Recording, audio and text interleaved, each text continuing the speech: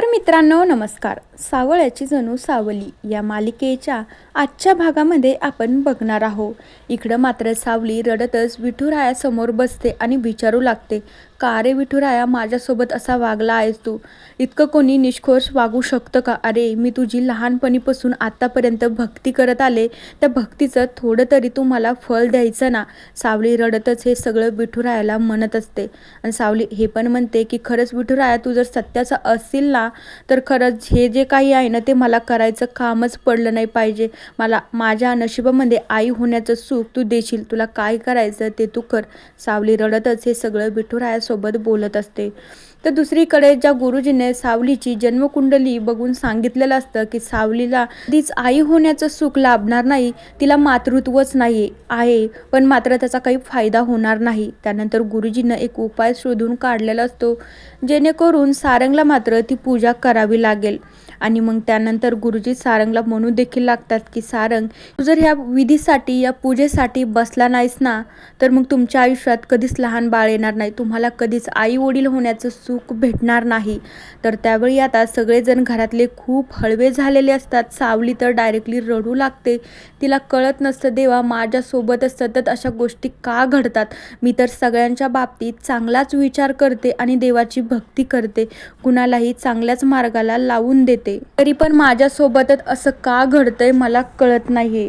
गुरुजींनी मात्र सारंगला हे सगळं सांगितलेलं असतं की तुला दुसऱ्या मुलीबरोबर पूजेसाठी विधीसाठी बसावं लागणार आहे.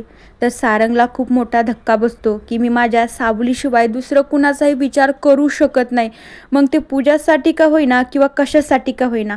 त्यावेळी सारंग म्हणू लागतो, गुरुजी तुम्ही म्हणताय ते मला पडतंय, पण मी माझ्या सावलीची जागा कुणाला देऊ शकत नाही, मग ती कशासाठी का असेना, ती पूजासाठी असो किंवा कशासाठी असो.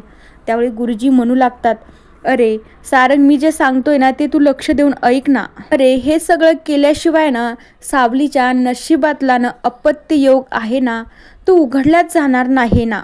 तर त्यावेळी सारंगला तर कळत नसतं मी आता कुणाचं ऐकू आणि कुणाचं नाही, माझं तर डोकंच काम करत नाही. दुसरीकडे त्रिलोत्तमा देखील सारंगला समजून सांगण्याचा प्रयत्न करते. म्हणू लागते की अरे सारंग, तुला काय हरकत आहे दुसऱ्या मुलीसोबत पूजेला बसण्यासाठी? बघणारे, तुला जर बाबा होण्याचं सुख मिळत असेल तर तू दुसऱ्या मुलीसोबत पूजेला का नाही बसू शकत? तू तुझा विचार करूच नको ना. तू फक्त तुझ्या डोळ्यासमोर सावलीचं चित्र पकड आणि सावलीचाच विचार कर. सावलीसाठी तर तू हे सगळं करू शकतो ना. सारंगला तर मात्र कळतच नसतं, मी आता आईला हो म्हणू की मी सावलीचा विचार करू, मी विचार तरी कुणाचा करू, मला तर काहीच कळत नाहीये. थोड्या वेळामध्ये सावली देखील रडतच तिथे येते. सावली म्हणू लागते, अहो त्रिलोत्तमा मॅम सांगता इतक्या कळकळीने तर तुम्ही ऐका ना, काय हरकत आहे तुम्हाला ऐकायला?